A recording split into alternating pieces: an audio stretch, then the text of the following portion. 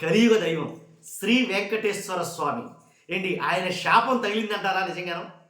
నిజంగా ఆయన శాపం ఏమన్నా తగిలిందా ఏంటి నాకు అర్థం కాదు. ఎందుకని అడుగుతున్నానంటే వరుస పరిణామాలు చూస్తే కనుక చంద్రబాబు నాయుడు గారికి జరుగుతున్నాయి కావచ్చు, పవన్ కళ్యాణ్ గారికి జరుగుతున్నాయి కావచ్చు, ఆ జరుగుతున్న పరిణామాలు ఆ సంఘటనలు చూస్తే నాకు అనిపించింది, అలాగే చాలామంది మాట్లాడుకుంటుంది ఏంటంటే కనుక ఏంటి స్వామి శాపం తగిలేసిందేమో అందుకే ఇలా జరుగుతుంది అని మాట్లాడుకున్నారు. ఏ విషయంలో అంటే కనుక మనం వివరాల్లోకి వెళ్దాం. వెళ్ళే ముందు నాది రిక్వెస్ట్ ఉంది, వాస్తవాలు ఏంటో రాష్ట్ర ప్రజలందరికీ తెలియాలి కాబట్టి మీ బాధ్యతగా మీరు లైక్ చేయండి. లైక్ చేస్తే ఎక్కువ మందికి ఇన్ఫర్మేషన్ షేర్ అవుతుంది. కొత్తగా మన ఛానల్ చూస్తే పక్కగా సబ్స్క్రైబ్ చేయండి. మీ అమూల్యమైన అభిప్రాయాన్ని కామెంట్ రూపంలో తెలియజేయండి. స్వామి శాపం తగిలేసిందా అంటే ఈ సంఘటనలు చూస్తే నిజమేననిపిస్తుంది. అనిపిస్తుంది. ఏంటి ఆ సంఘటన అంటే కనుక ఏదైతే చంద్రబాబు నాయుడు గారి కుటుంబ సంస్థ అయినటువంటి హెరిటేజ్ చూశారు కదా, హెరిటేజ్ అది ఎక్కడ మూలాలు ఎక్కడి నుంచి ఎక్కడికి కల్తీ లడ్డు దగ్గర మొదలైన అవి కడకొచ్చి హెరిటేజ్ దగ్గర ఆగాయి. హెరిటేజ్కి దానికి సంబంధం ఏంటని చంద్రబాబు నాయుడు గారు అంటున్నారు. కాదు, సంబంధం ఉందన్నారు చాలామంది. ఆ సంబంధం ఏంటంటే కనుక ఏదైతే నువ్వు కల్తీ అని అన్నావో ఆ కల్తీకి సంబంధించిన నెయ్యి ఇక్కడి నుంచే కదిలింది అనేది కొన్ని వ్యాఖ్యలు మాట్లాడతారు. అవన్నీ మనం పక్కన పెట్టేద్దాం. శాపం తగిలింది అన్నావు కదా, ఎలా తగిలిందని అంటున్నావు అని అంటే కనుక అందరూ మాట్లాడుకుంటున్న మాటే ఏంటంటే కనుక అది హెరిటేజ్ షేర్ల గురించి చూసుకుంటే కనుక వైరల్ అవుతున్నాయి, బాగా ఈ వీడియోలు వైరల్ అవుతున్నాయి. ఏంటి హెరిటేజ్ షేర్లు చూస్తే అవి చాలా దారుణంగా పడిపోవడం. ఎలా అంటే చంద్రబాబు నాయుడు గారు దానికి బ్రాండ్ అంబాసిడర్ లాంటివారు. 2024లో ఏంటి ఆయన అధికారంలోకి రాగానే హెరిటేజ్ సంస్థ షేర్లు అమాంతంగా ఆకాశాన్ని తాకాయి. కొన్ని వేల కోట్ల రూపాయల లాభాన్ని ఆర్జించాయి. ఎలా అంటే పీక్స్కి వెళ్ళిందనమాట హెరిటేజ్ సంస్థ తన షేర్ని, మన వాళ్ళు కాదు.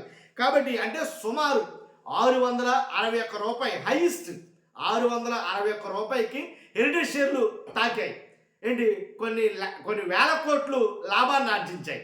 కాబట్టి అలాంటి హెరిటేజ్ సంస్థ ఎప్పుడైతే కల్తీ జరిగింది, తిరుమల లడ్డూలో కల్తీ నెయ్యి లేదా గోవు కొవ్వు లేదా పంది కొవ్వు, చేప కొవ్వు ఇలాగ యానిమల్ ఫ్యాట్ కలిసింది అని ఎప్పుడైతే మాట్లాడారో ఆ రోజు మొదలుకొని ఏంటి హెరిటేజ్ షేర్లు పడిపోతూ వస్తున్నాయి అనేది చెప్తారు.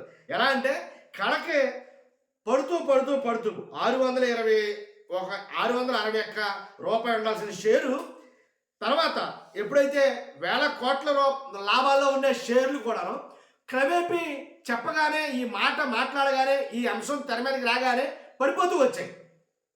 ఎలా అంటారేమో సెప్టెంబర్లో ఆటోమేటిక్గా తిరుమలకు లడ్డు కల్తీ అని అన్నారు. ఇంచుమించుగా 620కి వచ్చింది, 660. అలా పడుతూ జనవరికి 452 రూపాయలు వచ్చింది. తర్వాత నిన్నటికంట ఒక యూట్యూబర్ చెప్తున్నాడు, నిన్నటికి 356 రూపాయలు ఉందంట. మరి ఈ రోజు ఎంతో నాకు తెలియదు, కానీ మొత్తానికి పడుతూ వస్తుంది. నన్ను అడిగితే నేను చెప్పబోయే మాట ఒకటి ఉంది, ఏ 100కో 150కో పడిపోయిన ఆశ్చర్యపోవడం అసలు హెరిటేజ్ షేర్లు. ఎందుకని గ్రాఫ్ పడిపోతూ వస్తుంది.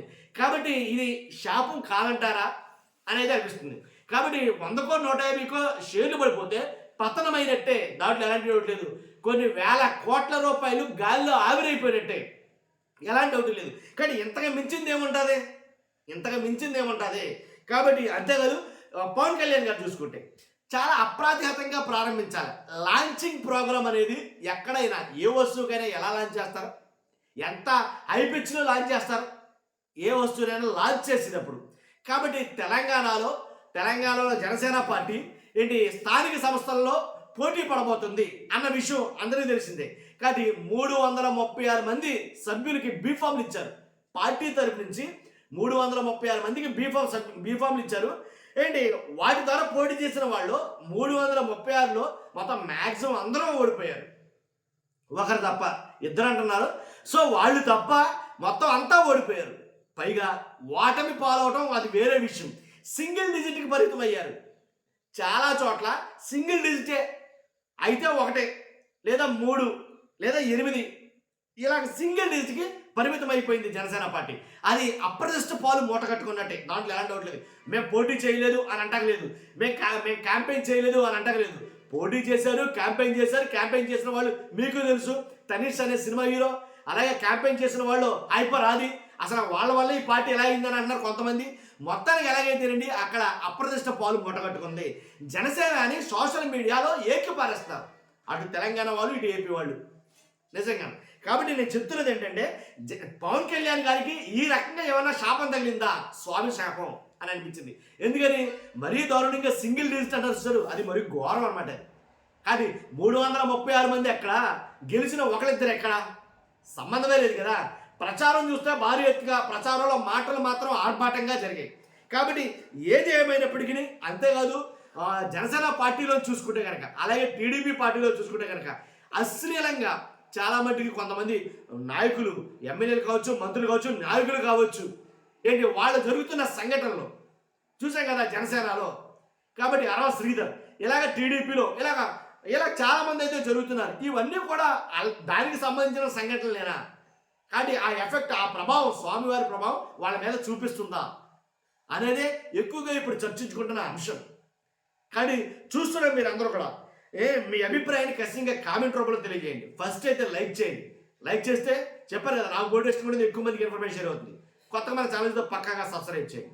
Thank you. ఇప్పుడు ఒక వీడియో పెడతాను, వీడియో చూసిన తర్వాత మీ అభిప్రాయం తెలియజేయండి. Thank you much.